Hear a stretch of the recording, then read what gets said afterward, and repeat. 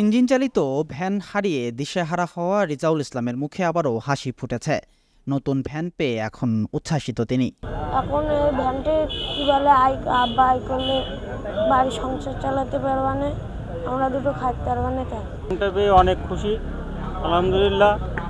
আপনাদের দোয়ায়।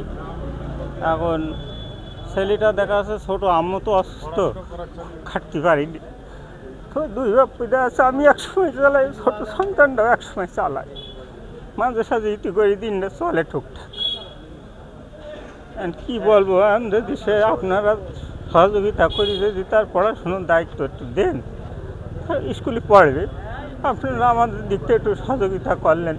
গত 18 সেপ্টেম্বর যশোর শহরে চাচড়া বাজার মোড় থেকে দুর্বৃত্তরা রেজাউলের ইঞ্জিন চালিত ভ্যান ছিনিয়ে নিয়ে যায়। ঘটনাটি বিভিন্ন সংবাদ মাধ্যমে প্রকাশিত হওয়ার পর ব্যাপক সাড়া ফেলে। দুর্বৃত্তদের শাস্তি ও ভ্যান উদ্ধারে প্রশাসনের সহযোগিতা চেয়ে অনেকেই মন্তব্য করেন। পরিবারের উপার্জনের একমাত্র বাহন হারিয়ে কান্নায় ভেঙে পড়া সেই রেজাউলের পাশে দাঁড়িয়েছেন যশোর জেলা বিএনপির অন্যতম সদস্য ও Jessore chamber of commerce and ইন্ডাস্ট্রির সাবেক সভাপতি মিজানুর রহমান খান। ঝিকরগাছার বাকরা বাজারে রেজাউলের পরিবারের হাতে নতুন একটি ইঞ্জিন চালিত ভ্যান তুলে দিয়েছেন তিনি। পাশাপাশি রেজাউলের লেখাপড়ার সকল খরচ বহনের আশ্বাস দেন। দুর্বৃত্তরা তার কাছ থেকে ভ্যানটা চুরি করে নিয়ে যাওয়ার পরে তার যে চোখের পানি, তার যে কান্না, সেটি আমাদের সকলের দৃষ্টি আকর্ষণ করছে। আমরা মনে করেছিলাম যে এই মুহূর্তে এই অনাথ শিশুটির পাশে আমাদের দাঁড়ানোর প্রয়োজন।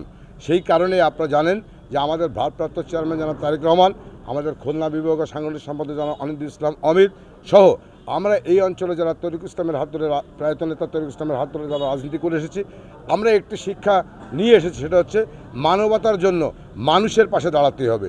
সেই লক্ষ্যেই আমরা চেষ্টা করেছি এই ক্ষুদ্র বিষয়টি অন্তত একটি ভ্যান আরেকটি ভ্যান ক্রয় করে দিয়ে তার পরিবারের কাছে হস্তান্তর করে এই অঞ্চলের নেতৃবৃন্দদের উপস্থিতিতে আমরা এই মানবতার কাজটি আমরা সম্পূর্ণ করতে পেরেছি বলে আমরা খুবই আনন্দিত। আমরা চেষ্টা করব এই বাচ্চাটিকে যদি লেখাপড়া করতে চায় তার সর্বোচ্চ শিক্ষার দায়িত্ব আমরা গ্রহণ করব। Raihan Siddique, voice of tiger.